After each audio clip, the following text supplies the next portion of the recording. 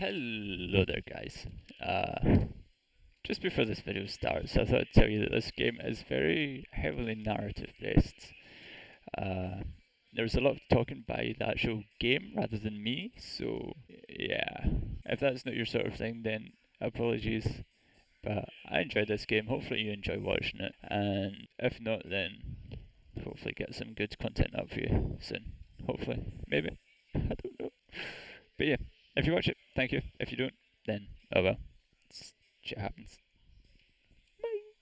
Hello there, guys. MrJDucky, JCC, Random Fisher, Jim Donald, Chris Danko, whatever the hell you want to call me, back again with a new game. Because I kind of got bored of Scrap Mechanic. I might go back to it. I don't know. I mean, it was fun for like the first two videos, and then it just sort of went. So I might go back to it. I might not. Let me know if it's something that you like. If it's something you want me to continue with. But for now, I saw this game, The Beginner's Guide. It's from the makers of the Stanley Parable, and a friend whose name starts with T was kindly enough to get me the Humble Bundle, which included this game. So thank you very much for that. And yeah, I'm really looking forward to this one. From what I saw and what I've heard about it, it's supposed to be really good. And generally the fact that it's made by the people who made Stanley Parable, it's gonna be really good. I hope. Please make sure audio is on. Audio is on. Thank you very much for reminding me. WASD and left click. I almost forgot left and right there. Hi there. Thank you very much for playing The Beginner's Guide. My name is Davey Reedon.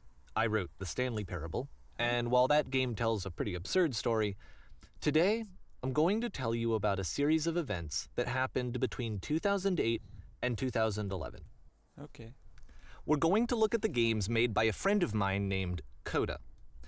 Now, these games mean a lot to me. I met Coda in early 2009 at a time when I was really struggling with some personal stuff, and his work pointed me in a very powerful direction. I found it to be a good reference point for the kinds of creative works that I wanted to make.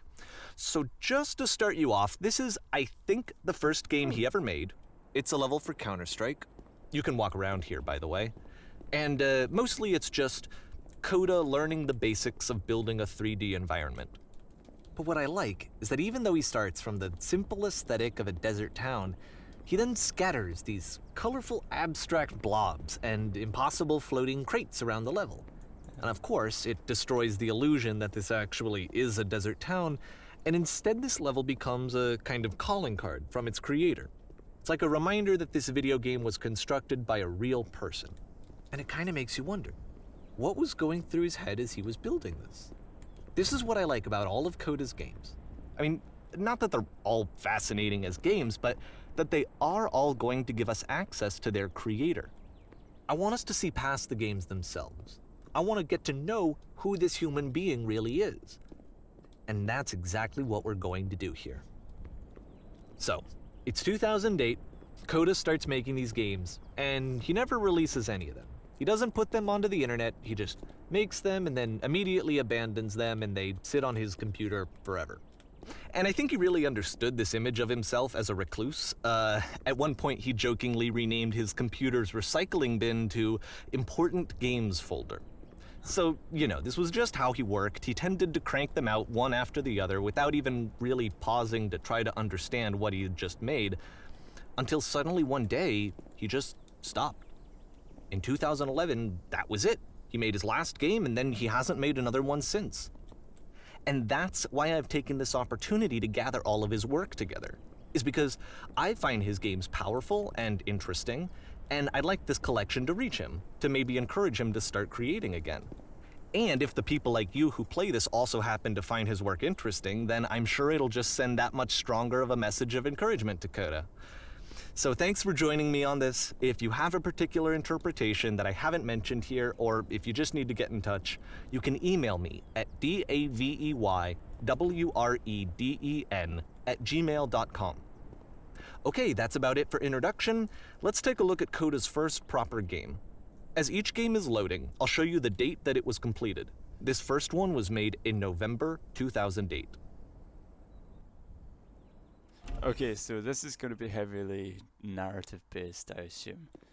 I'm liking it so far. It's interesting. Warning. Whisper machine active. Shift to structure. Warning: whisper machine status active. Evacuate immediately. This game is called Escape from Whisper, and it's one of the more generic games you'll see from Coda. Can't go this way. Nope, can't do that.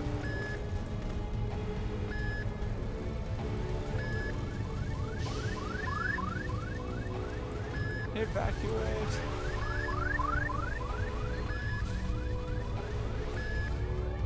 Security call breached.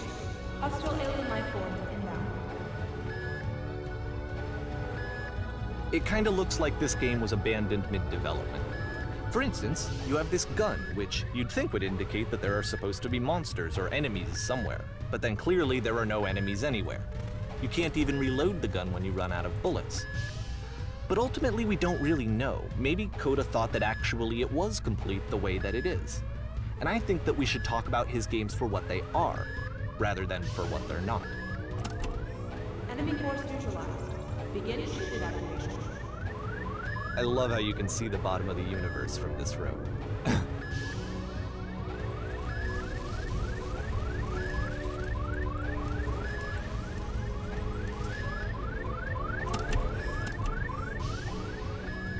This is interesting, to say the least. Apparently this space station has a labyrinth on it. Sure, I don't know. There's really no reason for it that I've ever been able to discern, so in the interest of time, I'm just gonna skip you on past it. Oh, thank you. You're so kind. Okay, this is the part that's interesting. The game has this narrative about the whisper machine and how it has to be turned off, and then you get to the engine room. Hey, you there, in the engine room. You could save us all. That beam is powering the whisper machine. We could disrupt it by introducing a great enough heat signature. If your body could stop the beam. It's so much to ask, but for all of our lives, would you do it? Could you give yourself? Sure. Why not? Let me pause here for a second.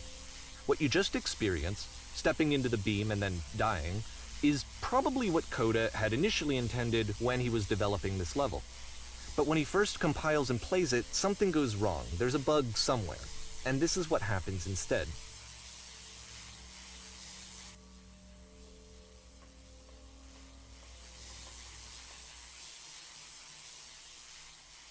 Oh.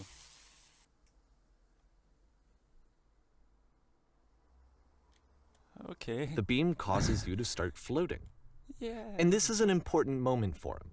Because yes, this is technically a glitch, but Coda identifies something human about it, like how small it makes you feel in the face of this larger chaotic system. Or this floating could be the afterlife, a peaceful place, juxtaposed against all of the hysteria that you've just had to traverse. I don't even know. I have no idea what he was thinking, but what's clear is that after making this, something lodges itself in his brain. He wants to do more of these really weird and experimental designs. So he stops work on this and moves on to a stream of tiny little games that go in all sorts of directions. Let's go ahead and take a look at the first game he made after leaving this one behind. It's a really interesting game. I mean, I had no idea what's happening, but it's interesting. And as it says, I've got a feeling it's going to be heavily narrative. In this game, you can only walk backwards. The past was behind her.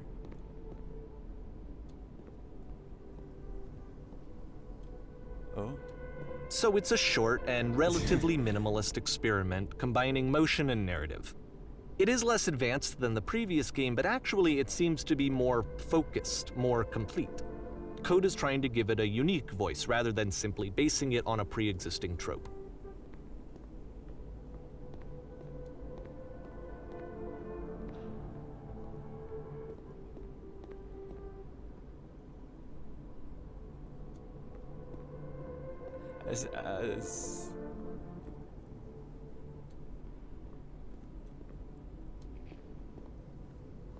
I'm speechless.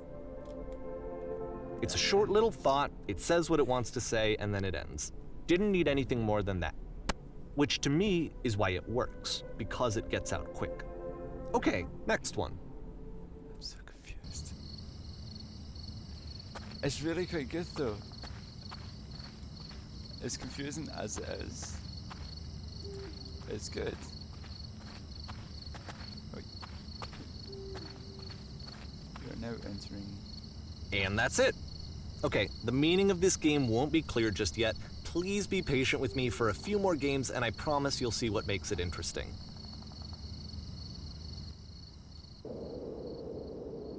Oftentimes, Coda would put bizarre titles like this one at the start of his games. I wish I'd known him at the time that he was making these early games. He would really only talk to me about his work as he was making it. Once he stopped work on a game, that was it. It was dead to him. And I don't agree with that at all, but what are you gonna do?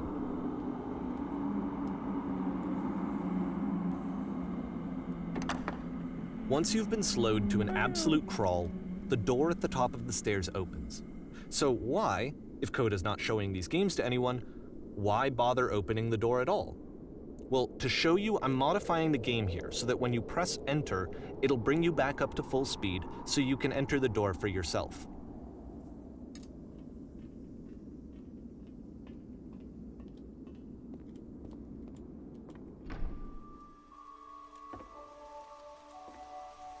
Stand on an X staring at the paper feeder. Game filled with chairs except one chair is floating. Sharks are trying to eat you. A room that's warm and nice and filled with little ideas for games.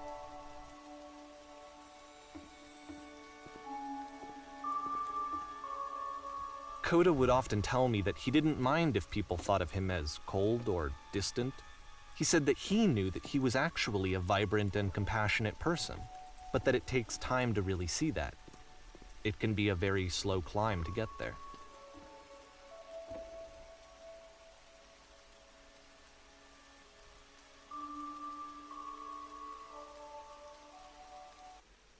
I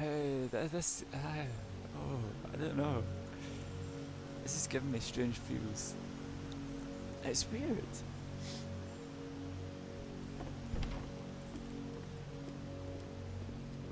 I'm really enjoying it. It's good.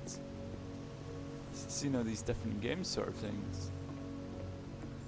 And the story of what he feels is behind them and why they've been made. Well, this is new for Coda. It's an actual puzzle. Go ahead and see if you can solve it.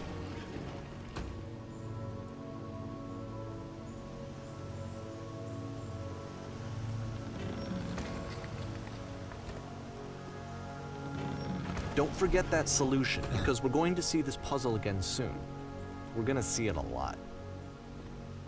Okay.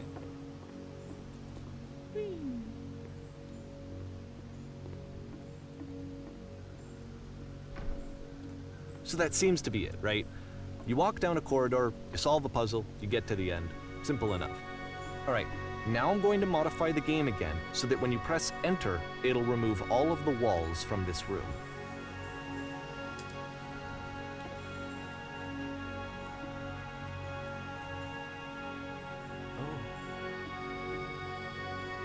How about that? There was more to it than we had any way of knowing. I actually find it funny that this game comes after the Stairs game, since they essentially convey the opposite idea. So, in the Stairs game, a dull exterior concealed a rich interior. And then, in this level, a dull interior hides this fantastic outer world. Either way, I think that the point is the same, is that most of the time you don't get to know what you're missing, or even that you're missing anything. That's not your role as a player. So if your role here is not to understand, then what is it? I don't know.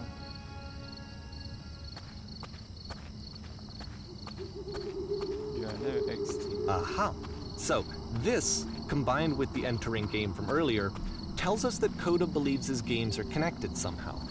It could even be that the Stairs game and the puzzle game are literally connected in between this and the entering game.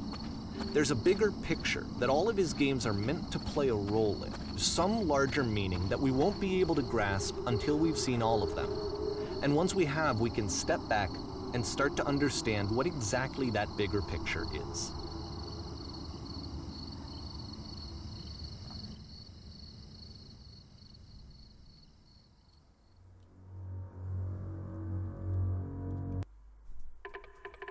Okay, I'm gonna leave this one here. I'm really enjoying this game so far, and it's really good. It's a strange one. I've never really seen a game like this before, but I'm enjoying it. Hopefully you enjoy it too. And if you have, then feel free to like and subscribe, share the video. If you haven't, leave a dislike. Let me know in the comments what could make it better. And hopefully you'll continue to join me in this journey through this strange and wonderful game that is the Beginner's Guide. So I've been MrJDucky, JXC, Round of YouTube, Jimmy Dorn, Chris, Danker, whatever the hell you want to call me. This has been the Beginner's Guide, and I will see you in the next video. Goodbye.